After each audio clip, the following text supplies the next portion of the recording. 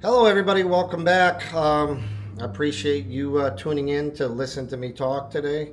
Right now, silver and gold are once again flat, near flat, with no real direction right now. They seem to be in a consolidation mode at the moment, and I don't think anybody is sure which way we're headed in the near term. Still very choppy, and there might be a little bit of a push and pull, tug of war battle going on in the paper markets, trying to find a direction. As to my store, it's pretty flat, both ways. People coming in to sell or people coming in to buy silver and gold. It's slow both ways right now. I think the average stacker is probably confused, and nobody really knows which way this is going right now. Of course, my suggestion is always not to look at it that way and to just, keep adding what you can afford to your stacks. Premiums are quite low at the moment. There's some gold rounds and generic gold rounds and bars and stuff I've been selling just a drop above spot, maybe $10 or $20 an ounce above, because the premiums are really low, like on Krugerrands and generic, bars and stuff like that. I don't think that's going to change right now. I think it will change. It always does. But interesting, I had this is kind of a funny story. I had a older lady come in this morning, and she started coming in. She was complaining that her Medicare and her supplemental and her dental insurance won't cover the amount of work she needs done on her teeth. And so she came in and she had a box, one of those PCGS plastic boxes to hold the graded coins in. And she opens it up, and the whole thing was filled with gold coins. So I was surprised. So anyways, I'll show you a couple and really pretty stuff. Some Proof Eagles decam stuff. Beautiful coins. It would stinks that I'll have to get rid of these, but maybe I'll keep one. But we'll see. But funny story, she said, I asked her, history of it, and she said her husband had bought it. He passed away, and she said, she says to me, I thought he left me penniless, but I found this box of coins. He was a real bastard, and I really thought he left me nothing. So, she needed to sell some to cover it, and I guess he did leave her something after all. But it was kind of funny the way she said it. Didn't seem like she liked him too much. But anyways, if you would, I'm going to ask you if you could please like and subscribe and give me that thumbs up. It's helping me build the channel up, and I'm trying to build it up, so I appreciate it. The topic of this video, the main topic, is the idea of possibly in the future, or maybe even now if you wanted to, trading off silver and gold, your silver and gold stacks, for real estate or land. I'm going to get into that with you for a few minutes of what I think about that. But I do want to say one thing. I think we are in the biggest financial bubble that we've ever seen.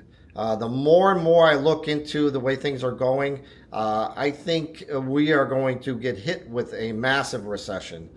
They keep talking about soft landings and things like that. I don't know how we're going to get out of this mess with the amount of debt, both with the federal government and on the consumer side. The civilians, just the average people, have so much debt, the majority of them. And I can tell you right now, if you can get out of debt, if you have any debt, get out of it now, because what's coming, I believe, is not good. I think I'm suspecting that we're going to have a very deep recession coming up soon. That's my opinion. You can take it or leave it, but that's the conclusion I've come up with after digging into this. And stop paying interest and all that stuff, guys. If you can find a way to get out of this debt, get out of it now. And be prepared for what's coming, because what's coming is probably not good. And if you're not in a good financial place right now, you better get to that place quick, because I think we're headed for it.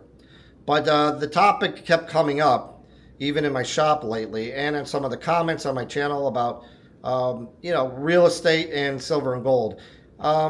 Obviously, two totally different things. To me, I believe they're both necessities. I believe at the base value of things, the most important value would be land.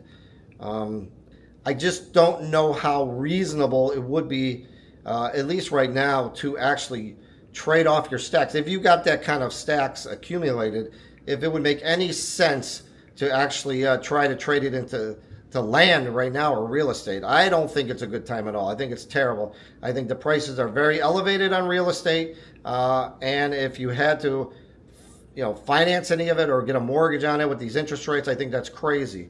Preferably, obviously, you want to pay cash for something, but may not be reality for most people. In reality, if you wanted to, at some point, trade in all your silver and gold stacks to acquire land or property, the prices of metals would have to significantly outpace the rise in prices in land or property by a very large margin, in order so you can consider selling it or trading it off. Unfortunately, usually when markets crash, silver and gold seem to follow it, and we really need to get a disconnect from this to even consider doing something like this. Now, I know there's a lot of guys who think this is imminently about to happen, and silver and gold will be the top of the heap and basically the only currency. I just don't know when that's going to happen. It could be now, it could be years and years. Who knows? It's a valid question, though, if you would be in a position, or there could come a time where you could actually trade off metals to acquire land, which I think would be a very good idea. But, timing the price, okay, you would have to be able to figure out a way to time the price of metals versus the price of real estate. And when would be the correct time to do this? I mean, what are you waiting for? Are you waiting for the prices of real estate to drop 50%, 70%, something crazy like that? And silver and gold would have to go the other way. But to time that at the correct, for the correct price where you would actually sell this off or trade it off for land would be very difficult. And I really do not have an answer for that. That's going to be a judgment call based on your current situation when that happens.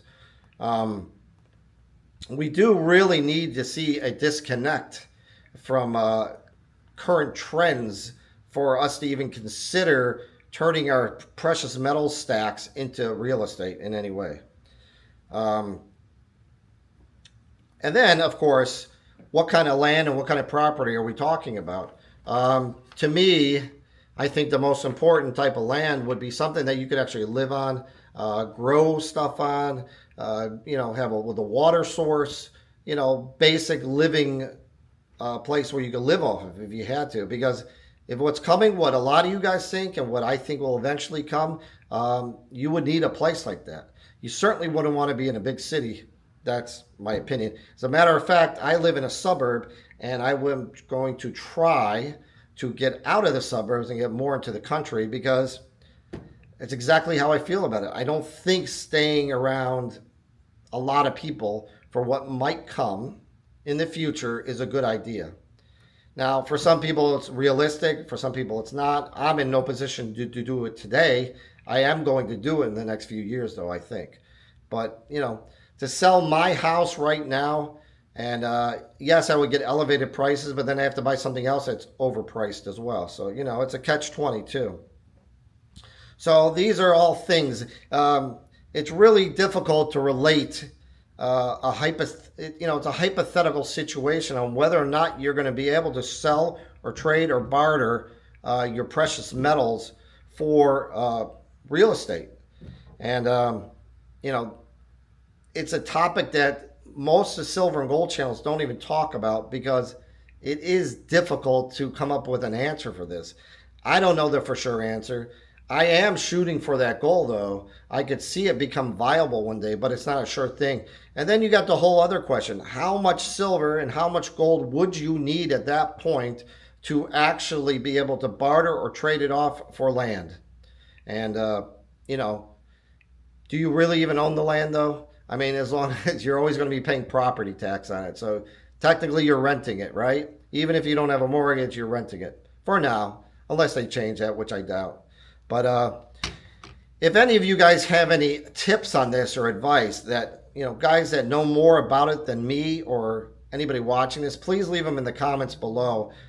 This is a very complex, complicated subject, and I don't think anybody knows, but if I am all ears to hearing from you guys if you have a good idea on what to do, and I would appreciate it if you would leave them in the comments below and what your opinions are on it.